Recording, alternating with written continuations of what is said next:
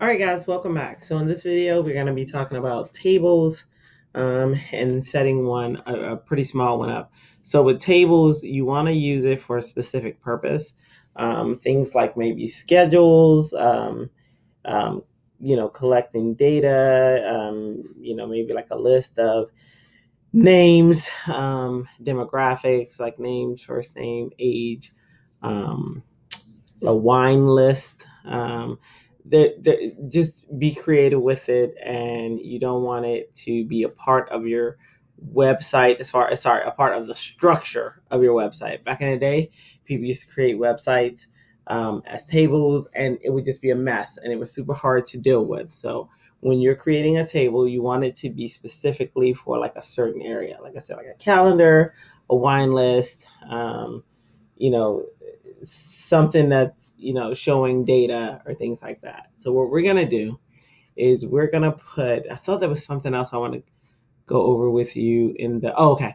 So, but before we do that, with our list, what I forgot to do was put a kind of a heading of what type of list this is. So after main, I'm gonna go like H2, and I'm gonna say what actually is this? This is menu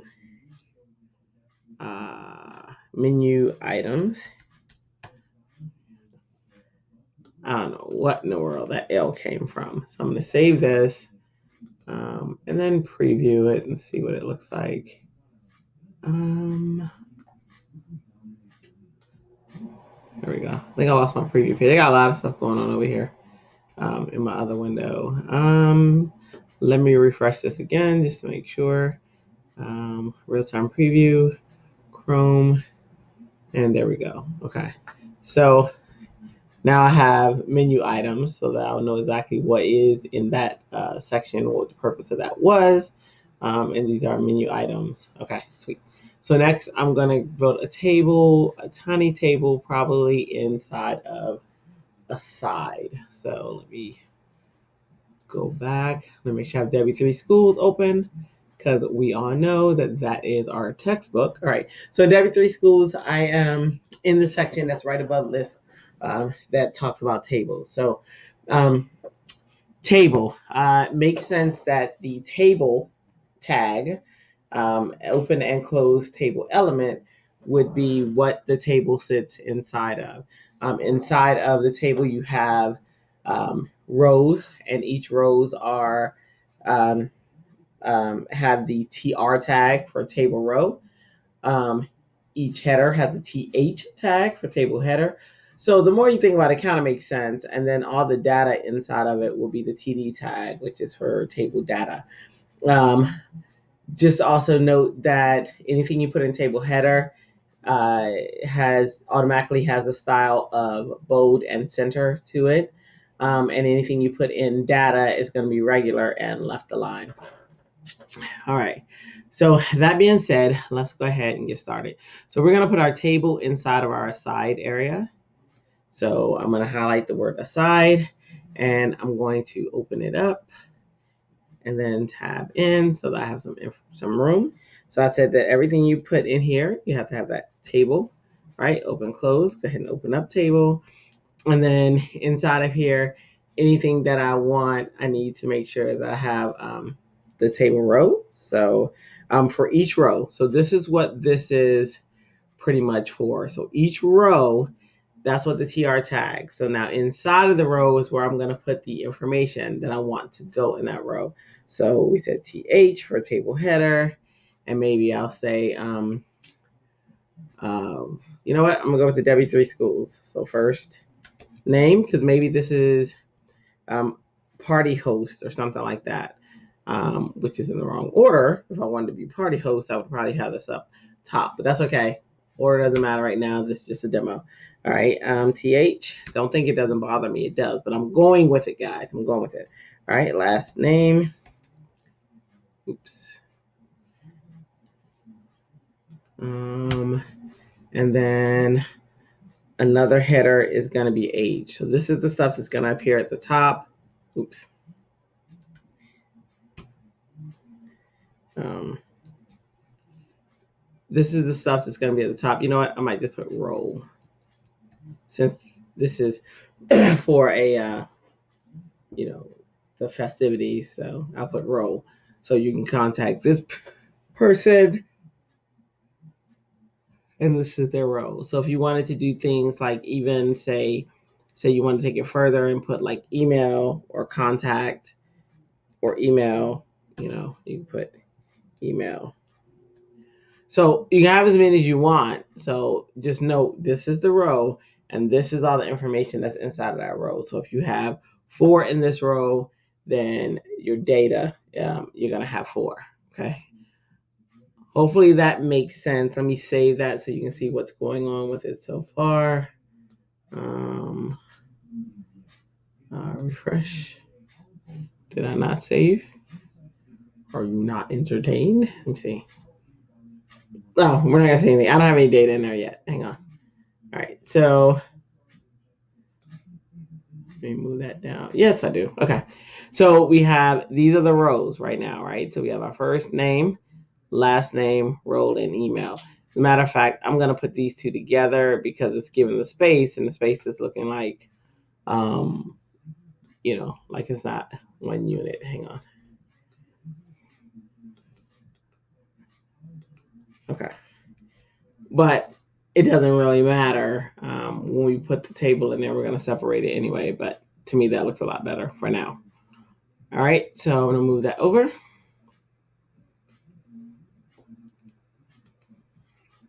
All right. And now we want to get some data in here. So in our next row is where we'll put our data. We'll bring here. So this one, TD.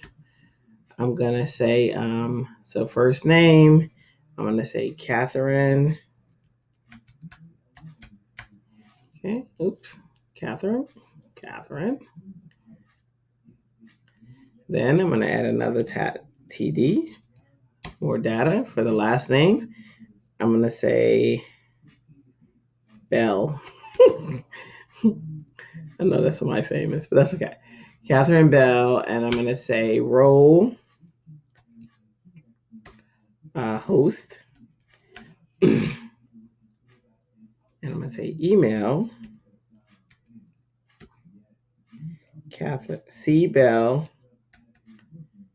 at id4.com. All right, so that's her data. The data is going in that row. And then for each other person, I'm going to add another row. And maybe this is Denzel. Listen, it's a star-studded party. I know some people. Washington.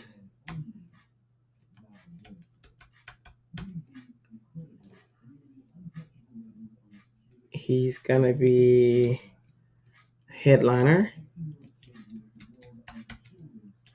Or I'll say speaker, because he does speak. I'll put TD. D Washington at id4.com.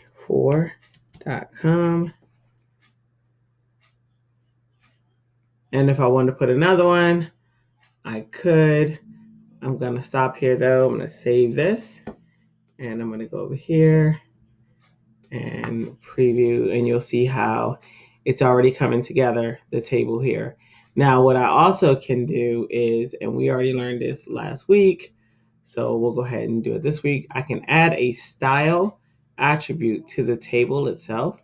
So I'm going to table, I'm going to say style, and we know it's an attribute, so that's the equal plus plus. I'm sorry, equal quote quote. And in here, I'm going to say width, colon, I don't know that I want 100%. I'm going to say 75%. We'll see what this looks like.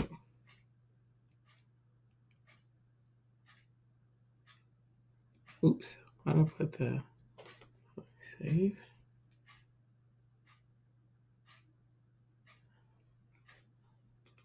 Okay, and we'll go look here and we'll see how it's spacing it out. Now it looks kind of weird, and one of the reasons is, like I said, this is centered, and then this is left aligned. So because it's not large titles, it's looking weird, but we'll fix all that eventually. All right, so, and we can fix all that with CSS as well. All right, so we have our table.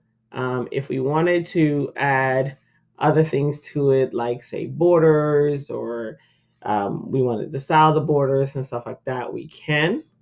What we have to do is add the CSS property to our, and now we're getting into CSS, which I haven't really explained yet. So I don't really want to, we're not going to go deep into it. Just know the CSS has a syntax. It is, and we did go into this a little bit last week. So it's the property and value. So if we're affecting the border, that's going to be the property of border. And then we're going to tell it how, and that's going to be what we style it with. So that being said, let's go back up to our table. Excuse me. And what we're going to get into today is we're going to start talking about um, embedded styles. And so the type of styles that we've been doing so far has been inline styles. And that means, just like this one, is styles that sit in line of your HTML tags. What we're going to talk about today goes a step further with embedded styles. So that's going to be where we go where our head tag is, right? Because it's information strictly for the browser for this one. And what we're going to do is right before our closing head tag, we're going to hit enter, and we're going to add a style tag to it. So this is a style tag. So what this is going to do, it's embedded. So we can set up styles that are going to affect everything on our page. Every single thing on our page will be affected by the styles that we put in here. So I'm going to do style, which is cool because with inline, you can't do that. With inline, you're affecting that line of text. With embedded, you can affect the entire page, and that's what we're going to work on now. All right, so I'm going to set up a style for a table, but I want this style to affect the table header, and the table data. Okay, I'm going to open it up. And what I want to affect this is, I said the property of border. Oops. And so what I'm going to affect is the width, and it can go in any order. I'm going to affect the width, the type of border, and the color. Okay, all of those are going to be defined in here. So let's say I wanted a width of, I like to live on the edge, so I'm going to say 2 pixels. Space, and then I have a choice of like dotted or solid. Solid usually looks the best. However, double can give some interesting results, so we'll try that. And then now I can pick a color. Now I can say navy or something like that, and make sure I end it with the semicolon because we got to end our sentence. Yeah. All right. So now when I look at, when I look at what we just created, now is where we have the sectioning off of it. And I still think 75 is too large of a width. So I'm actually going to change the width that I did for the table to maybe 50. Let's see what that looks like. Because what it's doing is 50% of the browser. That's looking a little better, but not where I want it yet. So I'm going to try 30. 30% actually looks about where I want it, but I'm gonna go a little bit more, 40. 40% looks about where I want it. So I'm cool with that. So that's the table, pretty much. And you can do like a lot of other styles to like padding, cell padding, and stuff like that. And we're going to get into all of that. There's also, as you'll see on the page, collapse border, where you collapse one border into the other. And you guys can play with that to see what that does. What we are going to mess with real quick is the cell padding, just to give some padding to get um, our stuff off of the edge. So what we did up here, right? We set a style for the table header, and the table data, which was cool. We're going to go ahead and hit return after this so that we can set another style. This one we want to affect our table headers. Oh, excuse me. Let me tab over. Our table headers, and we want it to affect our table data. That's what we want our padding around. So I'm going to say padding is the property, colon, and then maybe we'll try, I don't know, 15 pixels is going to be too much. I'm going to try 10 pixels just to start. Like I said, we'll go more into padding to know exactly what it's doing in a little bit. But I actually like that at 10 pixels, and that's the 10 pixels. And so we gave it padding. And what padding is like, you know how when FedEx or someone ships something to you, remember we're that moving company, or you have glassware and the moving company comes and they put, either they wrap it in newspaper or they wrap it in styrofoam or they wrap it in something, right? So that's what padding is. Padding is protecting it and putting some cushion on all sides of it so that it's away from the border, or so that it has breathing room. So all of these things, the table data, have, well, sorry, let me start over. All of these things have padding now. So the headings, the data, all of that has padding all over it. So that's what padding is. It's pretty much protecting it or moving it away from the edges. Okay, I love me some padding. Okay? And then when we get in the CSS box model, which you don't have to worry about now, but just so that it's introduced to you, so that maybe it's more familiar and it sticks, is padding happens on the inside of the box. So the web looks at everything as a box. Every single thing in here, on here, is a box. Okay, main is a box, header is a box, nav is a box, body is a box, everything is a box. So it's looking at everything as boxes. So when you talk about padding, padding's happening on the inside of that box. Again, just like when stuff is shipped to you or you're moving, all of that padding is happening on the inside of that moving box, right? So, and then margin's the opposite. Margin happens on the outside. I know, too much. Okay, so I'm gonna give you for the second. All right. So we can affect our padding, and then in here you'll see like you can set your tables to left align. I feel like that's a good idea with what we have going on. So I'm going to go back up here to a style, and just note anything embedded when you're using embedded styles is all happening inside of these style tags. So with style, but notice it'll affect the entire page. So I'm going to table heading. Okay. And this is our syntax for CSS. It's always the name, then your open and close. Oh, just in case you don't know what these curly braces are, the curly braces are, if you hold shift and right next to the P are the brace. So if you hold shift and the left and right curly brace, you that's where the braces are. Sorry, my allergies. Oh my goodness. All right, I apologize for that. Okay, so that's where the left and right curly braces are. So it's the P. So if you hold shift, right next to the P are the left and right brackets. But if you hold shift, you'll get the curly braces. All right, so what were we affecting? Oh, we're going to do our text align. So text align, colon, and I'm going to say left. Save that. And now to me, this looks much better. Much better. I like that much better. And then you can even go a step further where you increase the size. And and stuff like that. And then all around, we can set up our border spacing, and the border spacing pretty much just sets the border spacing for the table. So we can go just like in W3 Schools is showing us. We can set up a rule for table, and then our open and close curly brace, and we'll say border spacing. Oops. 5 pixels. We'll see how that looks. Let's see.